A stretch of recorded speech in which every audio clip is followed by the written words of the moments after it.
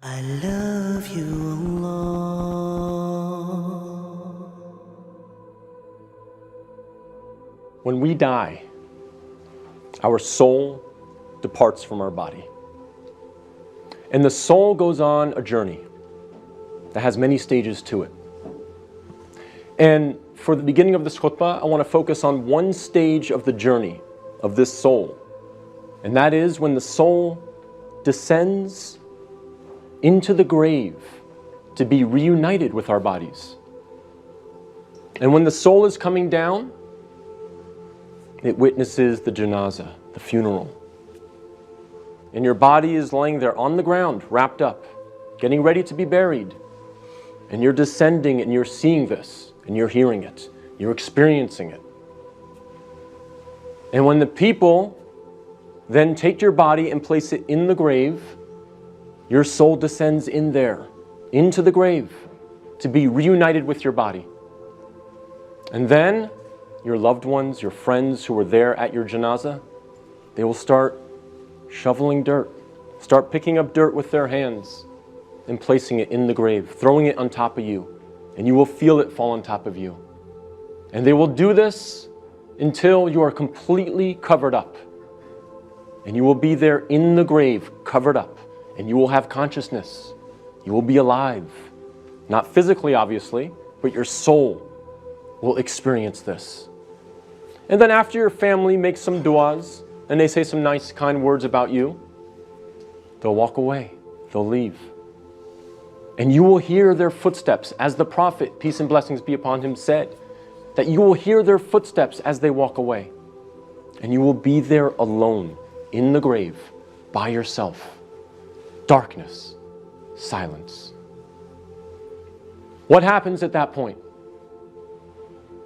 Two angels come to you, Munkar and Nakir. And they ask you three questions.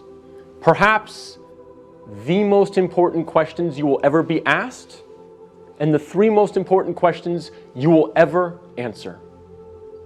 And those questions are, what is your deen? Translated as, what is your way of life or your religion? Who is your prophet? And who is your Lord? Not necessarily in that order, but those are the three questions. And if you answer these questions correctly, all three of them, your stay in the grave will be one of peace. You'll have peace. You'll have pleasure. Until the day of judgment, when the horn is sounded and you are raised up out of your grave. So during that time, if you answer these questions correctly, you will have peace. But if you don't answer these questions correctly, all three of them, your stay in the grave will be full of pain. So we must answer these questions correctly. But here's the problem.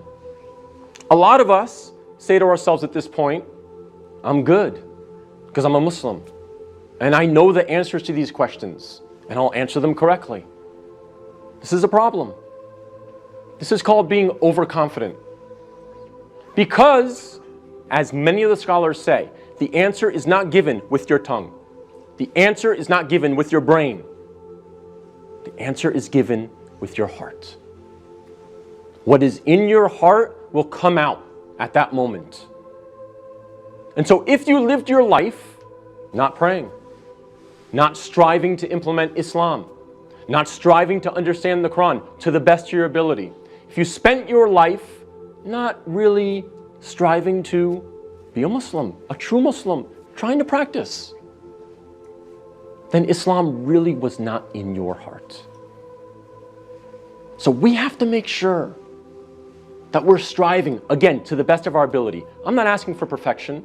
I'm not asking for scholars. I'm not asking for you to be of the best character like the Prophet, peace be upon him, but we must strive for it.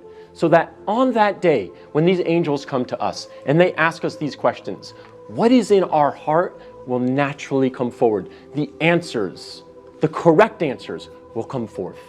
And not the answers of, I was striving for something other than the pleasure of Allah. So we have to make sure that Islam is in our hearts, not just on our lips, not just in our mind.